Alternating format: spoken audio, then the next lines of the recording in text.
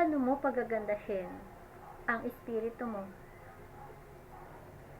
Paano mo naman papapangitin ang pisikal mo? Kailangan ba talaga yan? Ang pagandahin na espiritu mo? Ang maging indigo ka sa espiritu? Kailangan mo bang papangitin ang pisikal mo? Kailangan mong maging pulubi? Para ano? Patunayan ng alin? Baliktad yun. Sa pisikal, wag na wag kang magsusuot ng mga kasuotan ng kasamaan. Kasamaan katulad ng katamaran, ng karamutan, ng pagkabobo, pagka-estupido, pagka-idiota. Huwag kang magsusuot ng anumang bagay na ninakaw, hindi binili ng marangal na pera. Huwag kang pumangit. Kailangan malinis lagi ang isip, ang damit. Kailangan palaging may regular kang ritual ng pag-inom ng mga nakalilinis na gamot ng iyong katawan. More so yung pagligo. Sa espiritu naman, bawal ka mag-isip na anumang masama, magsalita na anumang masama, gumawa ng anumang masama, magpunta sa mga lugar na espiritual na masasama. Ano yung pag-iisip espiritual na masama?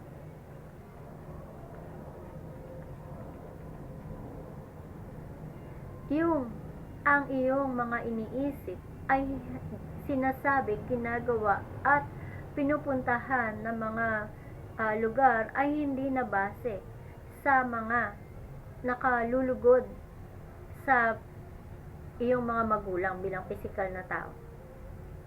Kasi kung lalayo pa tayo, punta tayo sa mas malalim na mga katuruan, ay hindi naman tayo mga pastor. Hindi naman tayo mga pare at madre. Kaya yun na lang, nasa circle ng ating tahanan, pamilya. Ang anumang kaisipan na incestuous, pedophiling, iyon ang mga nakakapangit na spiritual na nakakapangit sa ating mga espiritu. Sinabi ko na sa pagsilang ng bata ay mayroon na spirit force. At yung spirit force na yun ay moldable. Kapag nag-isip ka ng masama, siya yung espiritu. Parang si Robocop siya na mag-iisip siya, nasa protocol ba yun? Nasa Biblia ba yun? Anong libro ang pinanggalingan ng kanyang mga naisip na masama? At sa langit ay agad siyang pagre-reportin. Bakit nagkaroon ng ganong kaisipan ang iyong katawang pantao o panlupa? Siya ba ay napabayaan mo? Yan, guilty ka agad beyond reasonable doubt. Yung spirit force. Kaya, lahat ng iniisip ng tao, nakakapangit ng sa espiritu. Paano po pangit ang isang espiritu? Nagkakaroon siya ng yung kaisipan ng taong masama, hindi ko ma-describe yung kapangitan na nakita na natin sa video. Ganun ang nagaganap sa ating mga espiritu kapag tayo ay pangit mag-isip sa kapwa natin, sa mga magulang natin, sa mga kapatid natin, sa mga taong pinagmamalasakitan tayo. Katulad namin na mga vlogger, tulad namin na mga mentor, katulad namin na mga negosyante ng mabubuting bagay. Kapag kami ay pinag-isipan nyo pa ng masama sa kabila ng mga kabutihang aming mga pinagagawa, paano ba kami kikita ng maliit niyan? may kasama ng danyos purpuritious, yung aming kinikita tuloy. Hindi yun pampataas ng presyo ng binibili nyo dahil giveaway na nga lang sa susunod na mga taon ang mga projects natin. Sa ngayon nga, nag-giveaway na ako. Million. At kung hindi lang talaga nagkontrahan ang mga offline and online cashless at na abot ang requirement lang sana dito sa Rizal, wala na kayong babayaran kahit ano sagot ko na nasa akin yung wisdom, yung wit. Kaya dadatihan pa nun kayo magpapatayan kayo. Okay, ano naman yung nakakasama na sinasabi natin na kapagpapangit ng spirit force natin? Mga kasinungalingan. Pero yung mga sinabi ko sa inyo ngayon, nakakapagpaganda yon ng spirit force ko. At sa mga tumatanggap ng ganong sermon at pag-rebuke, nakakaganda yon sa kanilang mga spirit force. Ano naman yung mga ginagawa natin nakakapangit ng ating spirit forces? Yung masyadong malupit sa mga helpless. Tulad na maliliit na bata, matatanda, ng mga may hirap. Sabi nila, ayaw nila sa akin kasi ayaw ko yung pangit. Yung pangit kasi kapag pumangit ang espiritu mo, tumeterno ka Ba't ko gugustuhin yung pangit? Papangit ang espiritu mo, papangit ka din. Ngayon may dalawang bagay na magkaiba.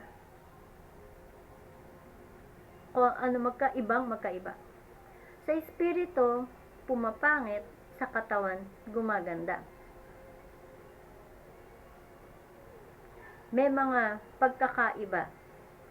Sa katawan, kapag tayo gumaganda, sapagkat binabawasan natin ang pagiging mayabang natin, pagiging self-righteous, ang pagpunta sa church na ang itinataas yung sarili natin, hindi yung naglilingkod sa ating pare, hindi yung word of God, hindi yung place of worship, hindi yung holiness.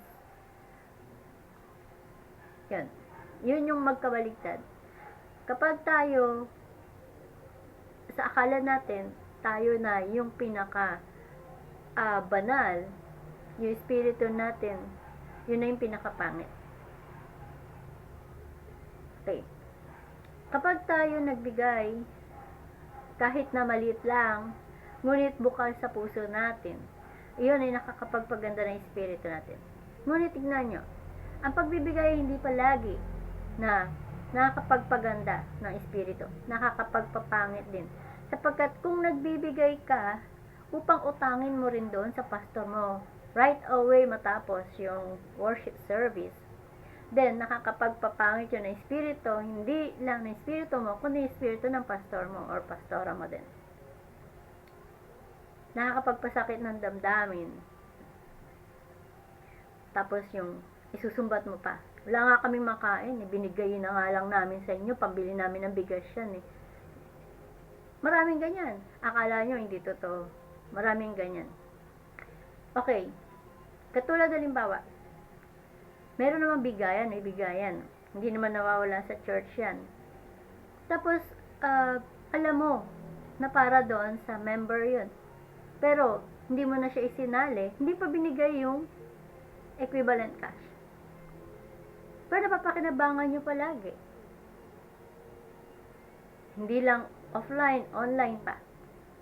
So yun, nakakapagpapangin ng espiritu yun. Akala mo hindi pagnanakaw yun.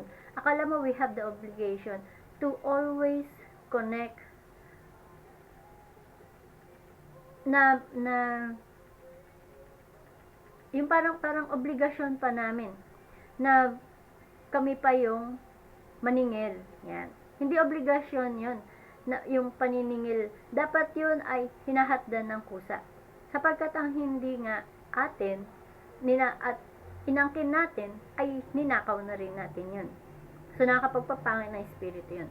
Ano yung nakakapagpaganda ng espiritu dun? Yung kapag ikaw ay nagsisi, yung kapag ikaw ay umamin, yung kapag ikaw ay nagpunta sa aking pintuan, sinabi mong, ninakaw ko to, pasensya ka na, bye. Nakakapagpaganda ng espiritu yun. Kasi, tumayo ka bilang isang makasalanan. Umamin ka. Diba? Hindi lang ako, marami. Kahit yung mga performers, merong ticket booth. Lumigtas ka. Kinopya mo yung hairdo ng isa sa mga members. Kinopya mo pag may makeup, yung damit, costume, nakaligtas ka. So, nakapagpapangit yun sa spirito mo. Pero nakapagpaganda sa'yo dahil na-save mo yung 57 pesos na entrance fee. Yun. Okay. Yung nakita nyo, hindi porket maganda yung mga kasuotan ng mga anghel sa ating mga video na pinapanood ay nasa tama na sila. Hindi porket pangit yung espiritu kaaway ni Jesus o ni Hesus Kristo ay totoong pangit na nga din yung tao na katawan ng espiritong yun. Sapagkat the more na gumaganda tayo, the more pumapangit ang espiritu natin, it's because nakakaya natin na talikuran yung mga kasalanan. So gumaganda tayo doon, pumapangit sila. Pero may isang paraan ng pagpapaganda ng sarili natin. Yung pagtanggap na tayo ay hindi nabubuhay para lang sa sarili natin. So, makakapagpapangit yan sa spirito natin kasi we have to go out of our comfort zones. Ang makakapagpaganda sa espiritu natin ay kapag nagpakumbaba na siya kay Hesus Kristo upang pukpukin ang ulo ng matitigas ang ulo. Yan. Gaganda na siya. Because ka-team na siya ni Jesus Christ sa pagpaparusa sa mga taong masasama. Ginagamit ng Diyos talaga ang masasama, Miss Will. Ano ba ang ating forte dyan? Ating forte dyan ay kumilos na po tayo upang ang ating mga espiritu, pangit man o maganda, ay tunay na makausap na natin sapagkat naghihirap na ang lahat, kaya nag-a-Armageddon. Mapipigilan ng Armageddon, bakit hindi? Kung yung iceberg sa Amerika ay ala Superman kayo, gaganyanin nyo in the name of Jesus, no? Yung mga pastor tumuntong doon sa mga islands at mag-rebuke. Hindi yung laging nasa comfort zone. Pastor na puti, dahil puti yung ice, puti yung nire-rebuke. Kapag ka naman yung charcoal na dumadami na dahil doon sa ini-spew ng vulkan. Paano ba re-rebukein yun? Kailangan mag-Tesla ka. Right there on top of the ini-spew ng mga volcanic ash. Tsaka mag-rebuke, mapatunayan mo that you are really a man of God who can command the powers of evil. Pero how can you command the powers of evil right in the midst of their battle against you? Wala na, di ba? Kaya sabi ko sa inyo, kumilos tayo. Habang ang Armageddon ay pinatutulog ko lang, ha? Pinatutulog ko lang. Dahil naniningil ako. Magbayad kayo kasi. Kayong mga taga-Google. Magbayad kayo kasi. Ay, ang mga yan nagsisisayaw. Bayad ba kayo dyan?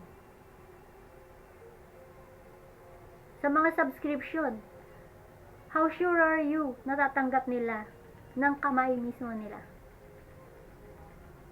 Tanggihan nyo man kami, hindi nyo kami pwedeng salisihan, hindi nyo kami pwedeng sabihin, hindi kami nagtrabaho, hindi nyo pwedeng sabihin na hindi mahalaga ang aming mga pinaggagawa online, offline, behind the scenes pa gusto nyo.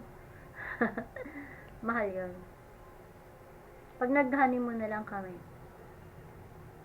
at least legal, kasal, why not? Coconut. Well, okay. Yun ang forte natin ngayon. Kumilos na tayo, no? Dahil yung zillion ko, pang ayos ko, kay Satan yan. Wala pa sweldo si Satan. Pang-ayos ko yan kay Pope. Paano niya malalamang ako mismo yung nagbigay ng 10% worth of zillions of dollars, hindi ako nagpupunta ng Vatican. Sabi nga, pag nagpunta ka ng Amerika, Wilma, manliliit ka sa ganda ng mga presentasyon. Hindi lahat ng magandang anghel ay totoong maganda sa ugali. Sa totoo lang, this Armageddon, kay Satan pa rin to. Kaya huwag kayo mag-judge sa mga videos porket maganda lang. Gwapo pa rin si Satan.